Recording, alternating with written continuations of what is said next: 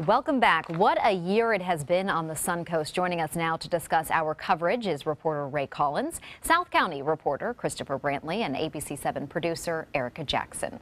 So thanks for being with us, guys, taking the long walk from the newsroom into the studio tonight.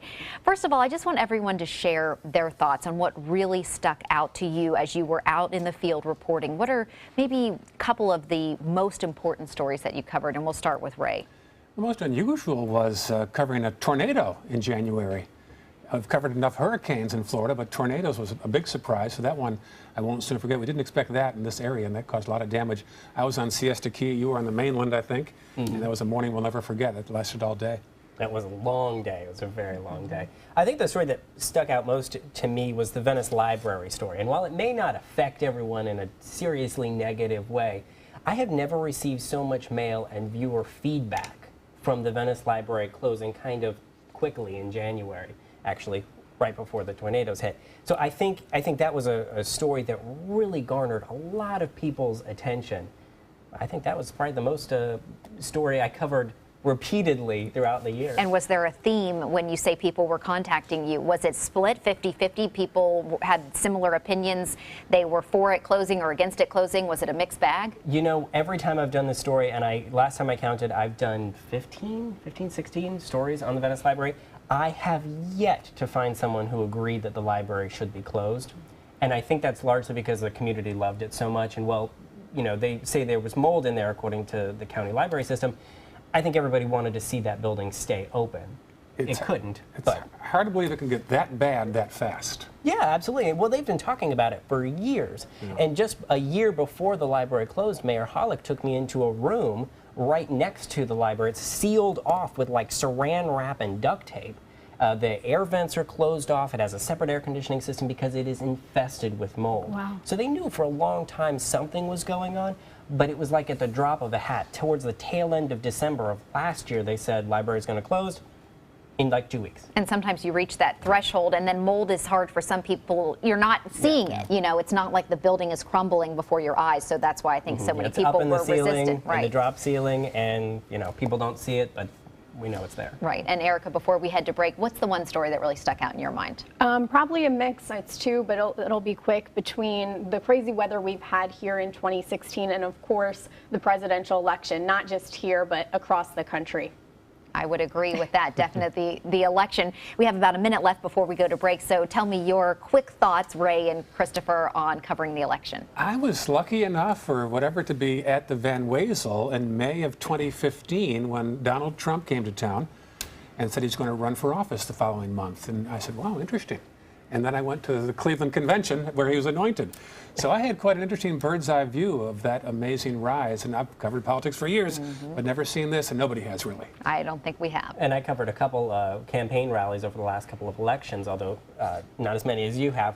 But I was there for the Donald Trump rally at Roberts Arena when he came in on a helicopter, kind of out of nowhere. We thought he was arriving by a limousine, and all of a sudden this helicopter comes in with this like loud music blaring and an elephant walking by. It was very cool, I'll tell you that. But I think that was a heck of a campaign rally. It was a show. And right, that's what I was going to say. It was a spectacle, yes. Unlike what we've seen before. We've seen a lot in politics. I just don't think we've seen quite that level of spectacle. It got people's attention. Definitely did. And we have much more to discuss with that and other stories. Plus, it was a memorable year for weather, as we mentioned, in our area. When we come back, John Scalzi will have a look at some major events here on the Suncoast. Welcome back. If you're just joining us, we're looking back on 2016 and the top stories that affected us here on the Suncoast. Joining us tonight is reporter Ray Collins, South County reporter Christopher Brantley, and ABC7 producer Erica Jackson. A lot of familiar faces with us tonight. And Ray, I want to start with you because you've covered a lot of stories that are kind of marathon stories that have been going on and on. Yes. We have the lift station, the homeless issue, but I want to touch first on Susan Chapman, the trial that has been a marathon. She came out victorious, but in the process, she cost taxpayers a lot of money. So tell us some of your thoughts on that. To explain the whole story would take a full hour indeed, so I won't go back to the beginning, but it began at a community breakfast where Susan Chapman and Suzanne Atwell, the two commissioners, were or were not supposed to be there together without a sunshine stipulation. I'll skip past the next few chapters, and the trial, which she did win, came to $360,000 tax dollars. She plans to recoup those legal fees. At this moment, it hasn't happened. There's also an appeal in the works, so the meter could continue to run again. She says it's a good investment. It's worth it to fight for the First Amendment and the Sunshine Law, not to expand it. Others say do it on your own dime, not with tax dollars. So it's become very contentious. It's led into other issues. She is going to run for re-election. Others are running now against her, and this issue is a large reason why they want to run against her, because they think she mishandled it. Others think she did not. So we're just here to hold a mirror up to reflect what's going on. Right, and another project that cost a lot of money and has had a lot of issues, the lift station. We've we've started the project, we've restarted, we have shifted contracts, we've gone through a lot, and now Osprey is closed again. This has been going on for over 10 years. It was supposed to cost about $10 million. It is now going to cost about $42 million because the original engineer couldn't go under the Hudson Bayou as they had promised they could. Lawsuits about that one as well. Osprey is closed. It will be for most of the year. Very inconvenient. The construction is now finally underway, and it should cost about $42 million when it's completed, supposedly in 2020. I think all of us who live here say we'll believe it when we see it, but hopefully that's the case this time around. Now, we talked about the Sarasota City Commission race just briefly. Christopher, the Northport Commission race, that's a big contentious also issue. Very contentious, right. very heated this year. You had a community campaign against some of the incumbents, an ABCD movement, as that they called themselves, anybody but Cook and DeFranco. These two commissioners in Northport who were eviscerated by this campaign. They lost by healthy margins, and it was interesting to me to watch this whole process because it really was citizens coming out and getting people to vote. Well before Election Day, there were signs everywhere. I mean, they were all over Northport, and that was itself a contentious issue. But you also had the incumbent mayor, Jacqueline Moore, who was generally loved by everybody. She was beat by a pretty decent margin by a businessman, Chris Hanks, who's never been in politics before. She was in her first term as the mayor, which is a 1 year they serve, and she was voted out. And I spoke to her early on election night, and she was feeling pretty confident. By the end of the night, she was not. And Chris Hanks has gone in there, and he's basically said, listen, this is the people of Northport are going to be taking back the commission, and they're going to be reversing some decisions they felt were negative in the year previous. In 2015, some of the commissioners had tried to restrict access to City Hall, to restrict access to the public commission meetings. Basically, this movement was, we're going to reverse all of that and make it a completely transparent government. It was very interesting to watch the people come out in droves this year. Yeah, definitely. Now, Erica, totally shifting gears to the Janiah Thomas story. Not only was that just a horrific story, losing a young child, but also you were mentioning, we were discussing this earlier, that it has bigger implications, not just for Janiah, but for many other children in our area. Tell us why that Exactly, is. yeah. This is actually a story that took place in 2015. So for this, we actually have to look back to see how it's shaping this year, 2016, which we're looking at all these various stories. And I think an interesting angle is Janiah Thomas was homeschooled, and she was missing for quite some time.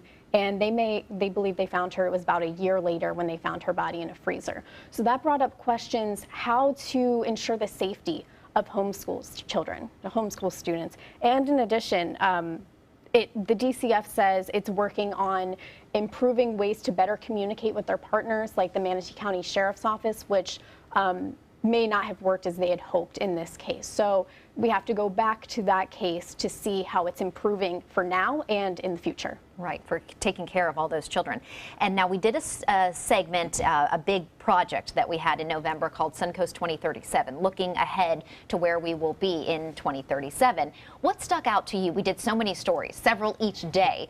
Tell us what stuck out to you as some of the biggest look ahead stories for 2037. Yeah, that series actually caused a lot of chaos in the newsroom because every single show had fresh content. We went out for more than 120 different shows. We grabbed new video and new story topics.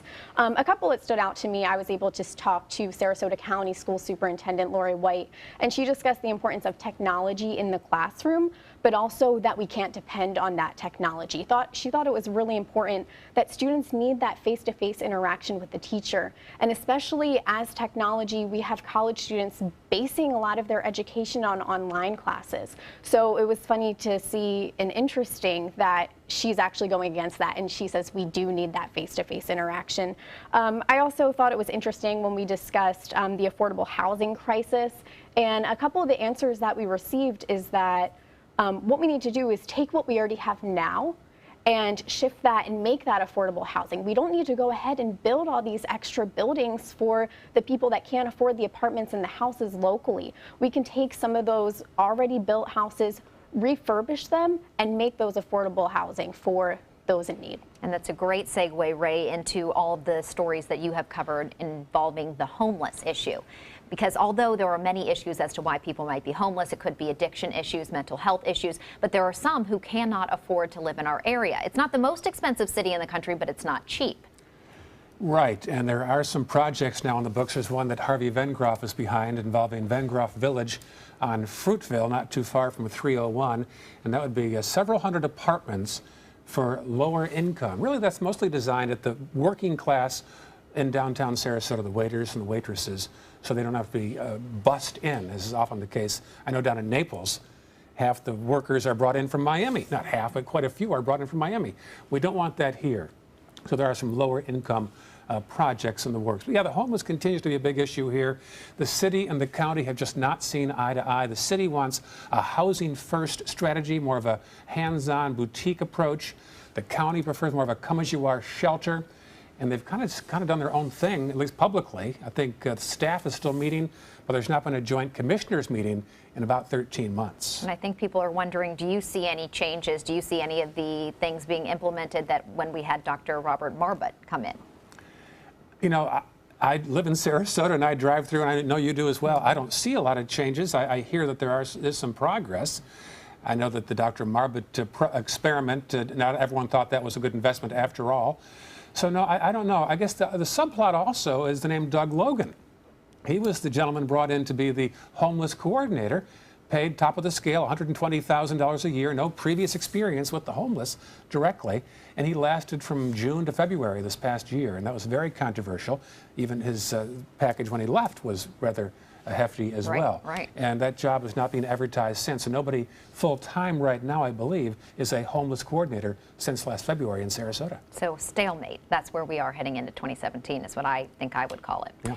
Well, we are going to take a quick break, and when we come back, we'll have final thoughts on 2016, plus what some of our viewers are saying about the development boom in downtown Sarasota.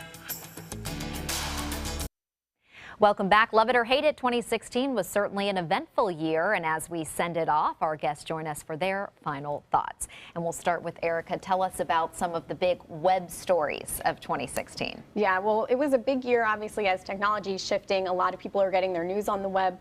Some of the stories I wanted to highlight, our #1 video of the year was actually from Tropical Storm Hermine, which as it moved north became Hurricane Hermine. And there was actually an alligator swimming in the flooded streets, and it was just quite a sight, and all I could think of was, this is so Florida. That was just like my immediate thought to that. Just a couple other things to highlight. Barnacle Bill's restaurant on 41, the controversial sign reading "I'm a deplorable." It brought people to the restaurant and kept people away depending on which side you ran on. And then lastly, Christopher discussed the heroin deaths here in 2016, and a lot of our web stories were talking about drug busts, which hopefully is a way of shaping the future to bring that number down for 2017. And definitely, Christopher, talk about some of those bonds in Venice. That's Absolutely. a big one. There's a big trend in Venice for voters to spend a lot of money this year. They got a tax increase put on by the Venice City Council. Then they spent $16 million for the public safety bond, $18 million for the road bond. I want to make sure I got that right. That was two things they voted in. Voters voted this in. So voters spent a ton of money this year, and by a healthy margin for at least the road bond. So I think we saw a serious trend of voters, willing to spend out a little bit of cash to improve their city. Right. And Ray, quickly before we go, your favorite story of the year? I was lucky enough to go to Washington, D.C. with some World War II veterans on the honor flight, and that was a very moving story. The biggest story, though, is development right now around downtown, around the Rosemary District. It is back now.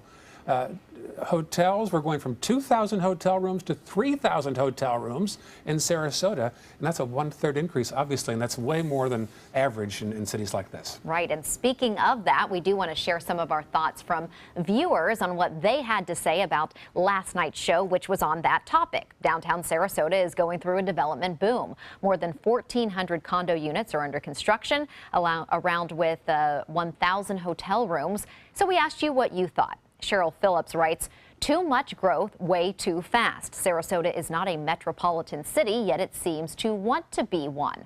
I say slow down and stay charming, you know, like Mayberry."